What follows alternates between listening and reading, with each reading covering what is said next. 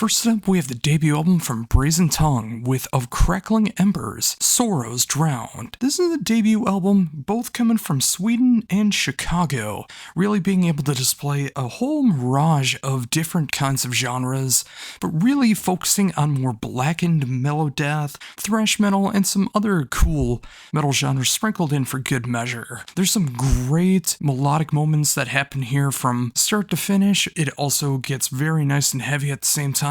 It's a very nice balance, and I love what's going on with this. I love seeing these international bands being able to communicate with each other across the internet, being able to work together to create projects like this. And if you're looking for something of that melodeath sound with some nice variety, you should give this one a shot. Next up, we have Evergrey with their brand new album, Theories of Emptiness. And I really love the direction that this band is going in right now, as there seems like they're kind of focusing on so many of the elements that brought me into them to begin with. I mean, no, they're not going back to the very dark, symphonic, progressive power metal that I love them for, but they do have that second wave of Evergrey sound that I do love, where it is super melodic and catchy, a little more mainstream kind of sound, but still very proggy, and of course all the dark lyrics that you can imagine. I think this is the catchiest album that they've made since Monday Morning Apocalypse, and I don't say that easily. Although it is really sad to see that this is the last album that'll feature Jonas Ekdahl on drums, but I am so happy to see that he's going out and bowing out gracefully on this album. It also features Jonas Rensky of Catatonia on a song who, well, I'm not gonna spoil exactly what happens here, but if you're a longtime fan, you might be surprised. Next, we have Holy Mother with Rise, and I can't believe this band's been around for 29 years, and I've never checked them out to this day, but I'm so glad that I did check out this album, because I think it's a perfect introduction to what this band is all about, especially with what they're doing in the 2020s. If you love that early day heavy metal sound, and almost power metal sound of bands like Riot V and Vicious Rumors, Holy Mother is a band that you need to check out. They're super catchy, they know when they get heavy, they know when they get fast, and they know when to let off the gas pedal. It's a very great, well-rounded album, and again, if you love that early day heavy metal, power metal kind of sound, this is an album you need to check out. Next up is the third album from Huntsman with The Dry Land, and I can easily say this is the best album that they've put out to date so far. There's a lot of great variety on this album, which is really great to hear in an album that really focuses on very atmospheric moments, very sludgy, very doomy, and a lot of great post-metal elements going on. It's really hard for me to compare this to any other band, maybe some of the latter-day Cult of Luna stuff, but even then, I don't feel like that's a great representation of what this band is about. They can hit acoustic moments, they hit into some of the heaviest moments of the post-metal genre, and everything in between while still being very cohesive and excelled production. And if you are a post-metal fan, a sludge metal fan, a doom metal fan, and this sounds like it could be up your alley, it probably will be. It is that good of an album. Next up, we have the debut album from Entranced with Muerte e Metal. Now, this is an LA band that really brings in the Spanish-Mexican influences into the new wave of British heavy metal, and of course revival metal sounds, and I love what's going on here. It just gives this great southern flavor to the style that you don't really see in a lot of bands. But also, if you do love bands like Scorpions and Judas Priest, you will also hear elements of bands like Armored Saint on this album, and of course some of the revival metal bands that have been going on for quite some time. I love what's going on with this album, and it's a perfect throwback while looking into the future. I can't wait to see where this band flourishes from here on out. Up next is the band Issa with Another World, and I'm also very surprised that I've never really checked out Issa before, because it is that perfect blend of like mid to late 80s, early 90s AOR that I've really fallen in love with over the past decade or so. It's just a great classic throwback to those bands that really know how to focus on the glam metal side, the heavy metal side, but also know how to write some of the poppiest, catchiest moments that these bands have to offer, and Issa, especially on this album, has no shortage of making that happen. This is some of the catchiest stuff that they've written to date, and if you are a fan of that sound, this is an album worth checking out. It's just a feel-good album from start to finish. Next up, we have a debut album from the San Diego black metal band known as Metherium with Oblivion Anternarum. And I really enjoy what's going on here. It feels like it's that pure 90s black metal sound, although with better production but still quite raw. But they also add some more orchestrated moments on here, and some really melodic moments that almost kind of feels like it's gonna go into a power metal song, but doesn't really go into it. It just has a lot of great kind of whimsy into its black metal sound, and yeah, anyone who enjoys a band like Immortal knows exactly what I'm talking about when I say that. Metherium is doing some fantastic stuff for this US black metal scene that is a throwback to second wave black metal, and yeah, I really enjoy this one, and if that sounds like it's up your alley, give it a shot. Up next is the band Nightmare with Encrypted, and another band that I never checked out before, despite the fact that they've been around since 1979, 11 years before I was born. So I figured I would have come across them at some point, but now I'm glad that I did, because Nightmare, despite coming out almost 5 decades ago now, just think of how scary that is to say, Nightmare is still coming out with completely fresh heavy metal and power metal. I think a lot of that has to do with the fact there's only one original member, and other members of the band are creating some really great influences for the band, and especially the new singer Barbara Mogor is bringing the absolute fire to the band that it needs with her insane vocal range and her insane growls. This is a band that I hope people will check out if they haven't already, if you're like me and you missed out on them, because if you like this style of heavy metal and power metal, I can't imagine you'd be disappointed.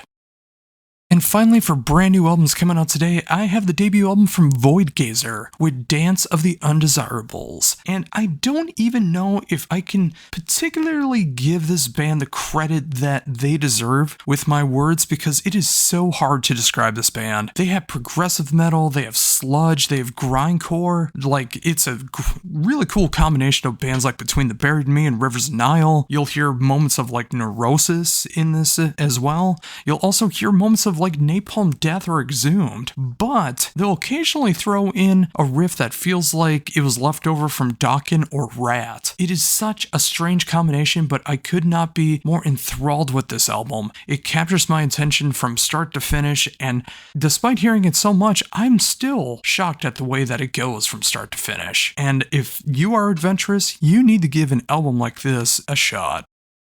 And now on to some stuff that I missed along the way with what I missed. First album up being Nestor with Teenage Rebel. Despite this band starting in the 80s, their debut did not come out until the 2020s. And a couple years later, they finally came out with their sophomore album, Teenage Rebel. And this feels like the greatest 80s band that never released an album in the 80s or 90s or 2000s or 2010s. It is that perfect tribute to the 80s AOR sound. Like, if you're looking for bands like Whitesnake and Def Leppard, or even Bonham. Oh yeah, remember Bonham. It's all of that with also this kind of great tongue-in-cheek, intentionally very cheesy, over-the-top 80s AOR. Like, it's not on Steel Panther level, but it is just enough to give you a great big smile on your face as you listen to it. And we need just a fun album like this in 2024, and if you need that as well, yeah, this gets my recommendation. Give this one a shot.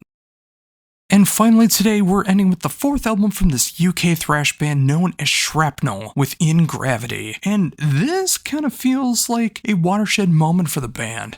It still contains that UK thrash sound that you love so very, very much. Like, if you love bands like Evil, if you love bands like Gamma Bomb, you're gonna find something to love about Shrapnel. It's got that great heavy thrash sound, but they also incorporate so much more melodic moments going on here, very reminiscent of second wave metalcore. And if you're looking for something kind of like with Trivium or even early day Bullet for My Valentine style melodic choruses, this album has that in strives. It is much catchier, much poppier, much more commercial, but it also contains all those great circle pit moments. And if you want your thrash a little bit more on the commercial side, I think Shrapnel's doing it right in 2024. First up, we have Dendra with Mask of Lies. This is the third album and the first one back in nearly a decade from this UK band that really combines a lot of great genres together of heavy metal and progressive metal, power metal, and even some metalcore moments. Even the last singer of Power Quest is a part of this band if you've never checked them out before. But it has a lot of familiarity if you're familiar with stuff of the 21st century style progressive metal, power metal, metalcore, that kind of stuff. But they also venture into their own style of doing things as well, which really makes it feel very authentic. And if you're looking for something that combines all these styles, that gets just heavy enough but is very familiar for the progressive power metal fan in you, check this one out. Next up, we have Malignancy with Discontinued, and this is one of the most brutal albums of 2024 from one of the most brutal tech bands in all of the world. The fifth album from this band, straight out of New York, is exactly what you expect from the band, but given the time that's come after the pandemic, this is a nice welcoming change to hear something just so relentless and sounds like the state of the world that we're currently living in. For some people, that's not for you, but if you enjoy brutal tech death, Malignancy has put out one of the best brutal albums of 2024, and if you've never checked them out before, you might also see where the genre came from with a band like Malignancy. Just might be up your alley.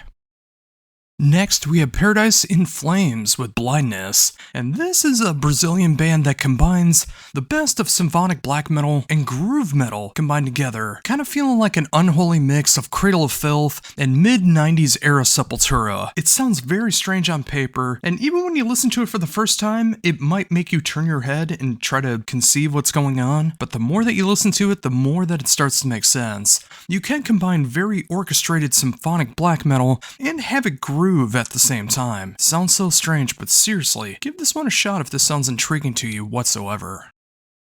Next up is Perchta with their sophomore album, De Muata. This is an Austrian black and folk metal band that I just discovered, but I'm really enjoying what they're doing here. And having checked out both albums, I feel like the brand new album is a step in the right direction. The production is even stronger, the songwriting is catchier, and filled with the right amount of whimsy. It feels evil in just the right spots, folkish in the right spots, it just hits all those levels. And if you enjoy some black and folk metal, we haven't really gotten a lot of that in 2024, and I feel like this really picks up the slack for a lot of bands in this genre, and if it's intriguing to you at all, seriously, give this one a shot.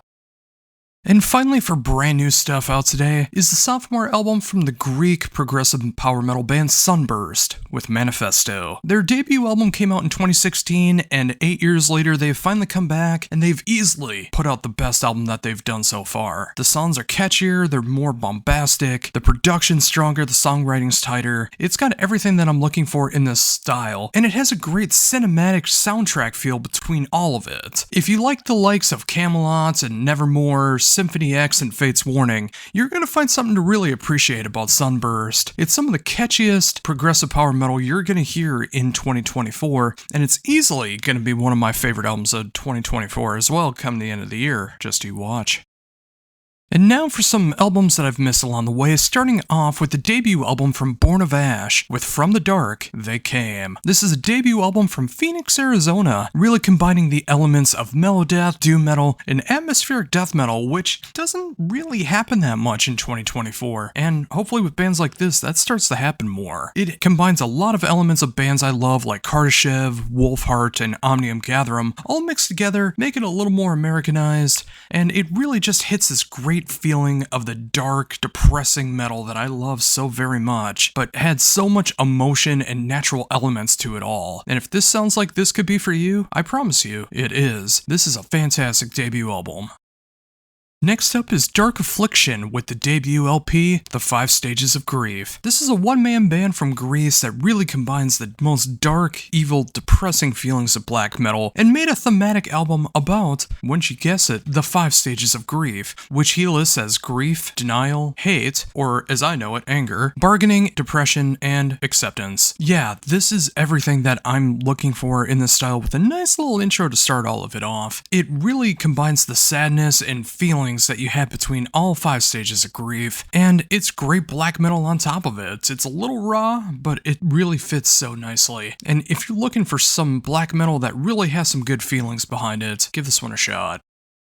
Next up, we have the Wisconsin band Death Wish with the Fourth Horseman. And of course, the Fourth Horseman is death. But this punk metal band really combines everything that I do love about the two genres of combining punk, metal, and some thrash thrown in, mixed together to just make for a great half hour of power. All killer, no filler. Whether it's all guns blazing or some mid-tempo stompers, every song feels like you're going to be in the middle of the pit on here. And wouldn't you know it, as of recording this, they're currently on tour right now with DRI. So don't miss out on these guys if it sounds like it could be something up your alley. I know I'm going to be marking out for this album for the rest of the year.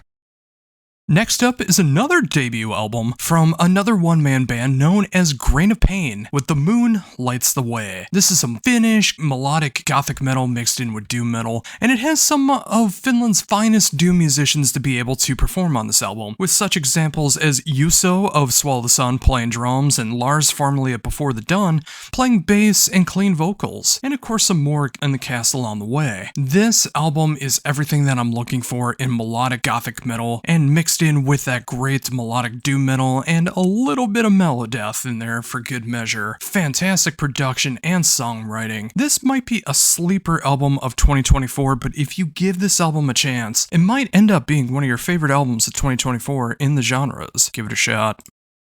Next up, we have another Finnish band here with the band Numento with the Antimatter Fantasy. This is the third album from this Finnish band that really invokes the genre of extreme progressive metal. They have some really catchy riffs on here, especially in the choruses, but they also know how to really get relentless on their extreme and proggy sides as well. It's a nice balance of everything and some nice genre bending to go along with all of it. If you're a fan of the likes of bands like Wintersea and Oceans of Slumber, or even Lockville Stock, I think you'll find something to really appreciate about their style of extreme progressive metal, and this band has only gotten better with every subsequent album. Check this out right now and see exactly what I'm talking about.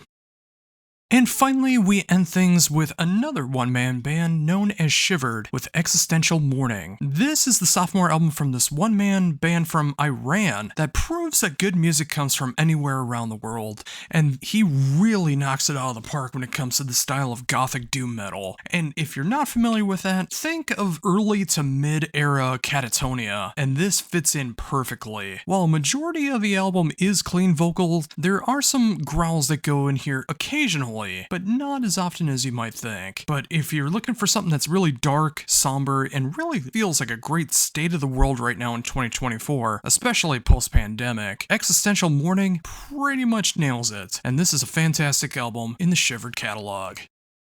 First up is Alceste with a name I'm absolutely going to butcher because I'm not good at French, Les Chants de Alors. This is the 7th album from Alceste, and you never truly know what you're going to get with Nige. Either you're going to get something that's very dark and heavy, or you're going to get some of the most positively feeling, whimsical, spiritual music that you're going to hear in this style. Well, this album is definitely the latter with just the slightest tinges of black metal. This is really a post-rock, alternative rock, almost progressive rock in a kind of way. This album is very airy and whimsical and feels very otherworldly. And of course, that's what Nige is all about. The production on this album is stellar. Nige has really knocked it out of the park with this album again, and if you like the lighter side of Alceste, you shall love this album.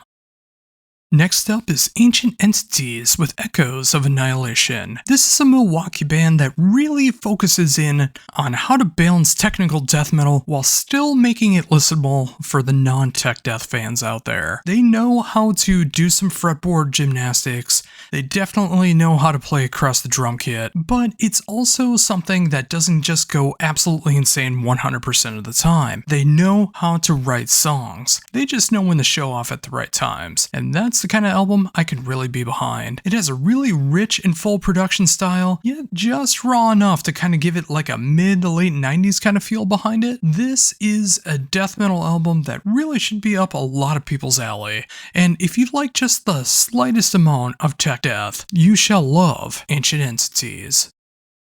Next up is the debut album from K-Nights with Reverent. This is a debut album from an Italian duo that really got the imagery and music matched together in perfect disharmony, and I mean that in the best way possible. This is an amazing blend of melodic death metal and gothic metal with just the slightest tinges of death and roll and black and roll mixed together. So kinda mix Insomnium, Paradise Lost, and Tribulation together, but also make it a concept album about a priest that turns into a vampire and seeing how his life goes from there on out. Don't want to give everything away, as it's a very intriguing story mixed in with a very intriguing album, and if you like the sound of that, I highly recommend checking out this album for some great melodic gothic metal goodness.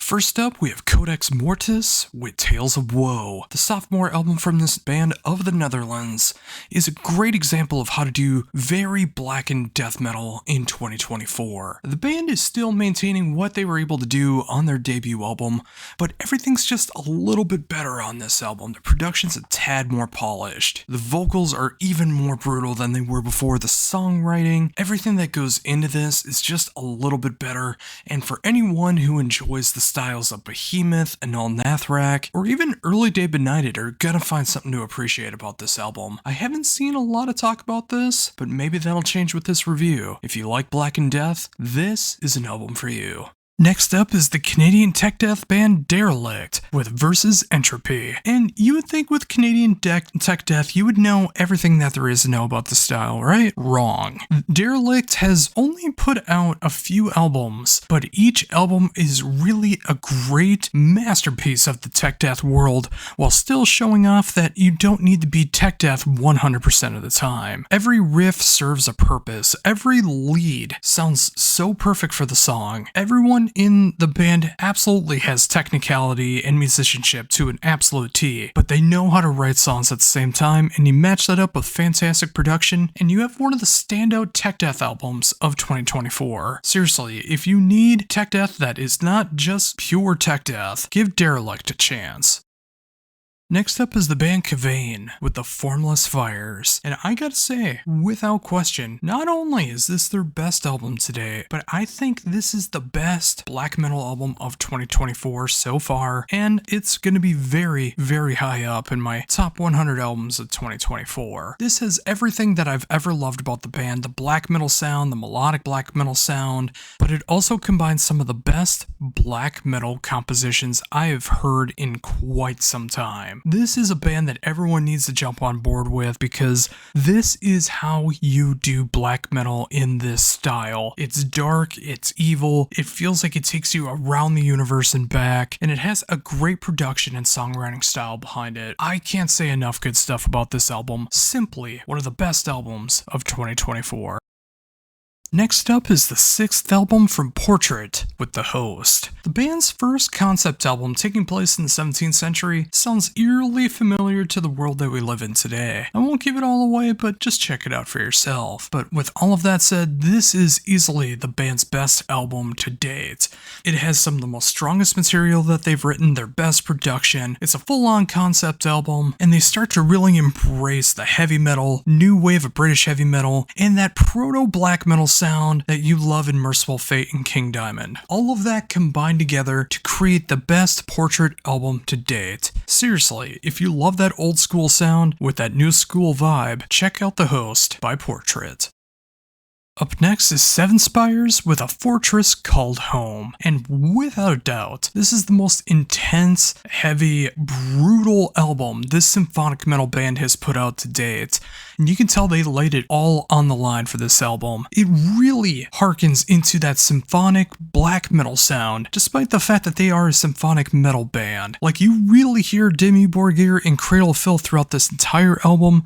You hear those symphonic moments of a band like Epica, and you also hear a little bit of grit and dirt in a band like Unleash the Archers as well. Every song is so catchy, so heavy, so brutal, and yeah, it really takes you through a full force of what was going on in the state of mind of this band. It's gonna be one of the darkest symphonic albums you're gonna hear in 2024, and it's a real head trip. If that sounds like it's for you, you need to check out the brand new album by Seven Spires. First up for albums that I missed is Crypt Sermon with their latest album, The Stygian Rose. And trust me, I did not want to miss out on this one, but when you don't get the promo ahead of time, there's only so much you can do. But all of that said, this is one of the best doom metal albums of 2024. It is horror-filled, it is that right combination of doom metal and classic heavy metal mixed together. The vocals are the strongest they have ever been in this band. The musicianship is just top-notch. The production fits so perfectly for the music. It is that horror-filled doom metal that really does feel like you're about to meet your doom. No one does that quite like Crypt Sermon, and I'm so glad that they put out a soundtrack for 2024, even if that was not their intention. This is one of the best metal albums of 2024. Next up is the third album from Denumbra with Finality, and this is pure, unadulterated gothic doom metal. If you're looking for the likes of Woods of Ypres, Counting Hours, and Velian, this is an album and a band that you need in your life. This Romanian band just conquered everything that I'm looking for in 2024 when it comes to this melodic doom sound. It's just perfect from start to finish with the lyrical content, the vocal harmonies, the musicianship, the production. Everything just feels so dark, cold, somber, and unforgiving. I can't describe it any better than that. This is how you do gothic and melodic doom metal in 2024, and it's easily one of the best. Check it out and understand why. And finally, we end things with Fellwarden with Legend. This is the third album from this band that I literally just discovered and had no idea this is from The Watcher from Fen. This is atmospheric black metal done to the absolute perfection that it can be. This is what all atmospheric black metal bands should strive to sound like. Even Fen, if I'm going to be honest. The production on this is absolutely some of the best I've heard all year. The songwriting on this album is just that perfect blend of atmospheric black metal, black gaze, folk metal, black metal, and post-rock all combined together to create some of the best songs I've heard all year. This is easily one of my favorite black metal albums in all of 2024, and I don't say that lightly considering what else I've covered this week. This is just an amazing, phenomenal, perfect album from start to finish. If you're looking for something that's Eglock meets Winterfell meets Fen, I can't sell it much better than that. First up, we have Crystal Viper with The Silver Key. This is the 9th album from this Polish power metal band, and I gotta say, Poland has been putting out some pretty great power metal in 2024, and this is no exception. The band has found its niche over the years, and they really know how to go in all guns blazing and know when to turn things down a notch and make it a bit more emotional. This is a perfect example of what the band is best at with brand new material. It captures everything from the past, but just refined enough. And of course, having that great feeling of that 80s all the way to 2024 feeling all the way behind it. If you're looking for some classic but authentic power metal made in 2024, Crystal Viper is the band for you. Next up, we have Drift into Black with Voices Beneath the Rubble. This is the 5th album from this East Coast gothic metal band, and it incorporates so much of what I love about the gothic doom and melodic doom genre. There's really no screams or growls on here, just very emotional cleans going on, with some really dark lyrical content, basically about how we're destroying the world. And with this nice cheery album that we got here, of course the music matches all on top of that with some of the darkest rooted doom metal that you're gonna hear in 2024. Drift into Black really nailed it out of the park once again, and it only gets better with repeat listens. Go ahead and check it out and see what I mean. It's not the easiest listen, especially lyrically, but it's a cathartic one. Next up, we have The Eternal with Skinwalker, and this is a band that's pretty much brand new to me, and it really shouldn't be considering who's in the band. This is 7 albums into this Australian gothic dooms band, but it also features past and present members of Amorphis, with other members of Amorphis doing some guest spots along the way. This has some of the best clean vocals you're gonna hear in doom metal. It's got that great melancholy but melodic sound to it, excellent production and songwriting, everything that I love about the gothic / melodic doom genre. And I'm again surprised I've never heard this band before, but now I have 6 more albums to go back to and enjoy as well. But I really love what I'm hearing with Skinwalker, and if you're looking for something of that melodic doom gothic style, this is an album you need to check out. Next up is Lymphonic Art with Opus Demoniacal. 9 albums in, over 3 decades, and Demon still feels like he's doing everything he can to keep that spirit of 90s black metal and symphonic black metal going strong. This is everything that I love about that 90s black metal style, except with one huge exception. The production actually works. It doesn't sound terrible. It sounds right as it should. And it's also some very catchy black metal as well. It's got everything that I'm looking for in this style, with fantastic songwriting, feeling dark and evil, and just everything that I've ever known Lymphonic Art to ever be about. This is not just a play on words, this really does feel like his magnum opus. And if you like that 90s black metal sound, check it out and see if you agree. Next up is the debut album from Sabar, with Jet. This is another Australian band, but this time going more into the revival metal sound, that classic heavy metal, new wave of British heavy metal sound. And it also lives up to its contemporaries as well too. The way I think of it is, imagine a mix-up of Wasp, Night Demon, and Diamond Head all mixed together to create a dark revival metal album. That's exactly what it sounds like. It sounds like one of the best 80s albums that never came out in the 80s and waited till 2024. While this doesn't reinvent the wheel for what revival metal is, it doesn't need to. It's just that classic fun style, whether it's going all guns blazing or taking things down a peg. It's got everything that I'm looking for in this style, and that's all I really need. And if you like revival metal like I do, you'll want to check this one out.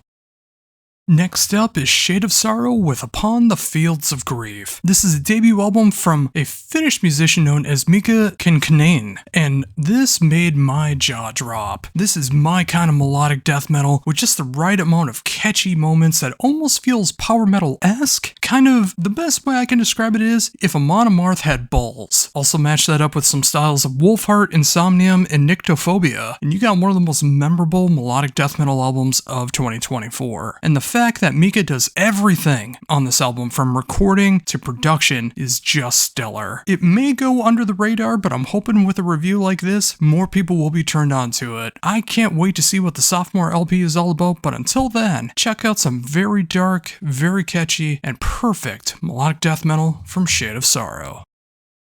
Next up is Shumon with Opposing Mirrors. This is a North American prog band that I'm just getting familiar with on this album, and wow, what a lineup of musicians this is, especially the guest drummers that they have on here, from Thomas Lang to Marco Miniman to Leo Marguerite of Pain of Salvation. Just those three alone makes for some mesmerizing drumming displays on here, but that does not say the rest of the band doesn't have some killer stuff behind it. This reminds me so much of that early to mid 2000s feel of bands like Fate's Warning and Porcupine Tree, where it is very proggy, but there's not a lot of wank to it. It's very straight ahead, it does have some odd time signatures, and the band knows when to show off, but it's not just about that. The songs come first. Match that up with some fantastic songwriting and production, and you have one killer prog album. Go check this one out if you're looking for a bit of a throwback in 2024.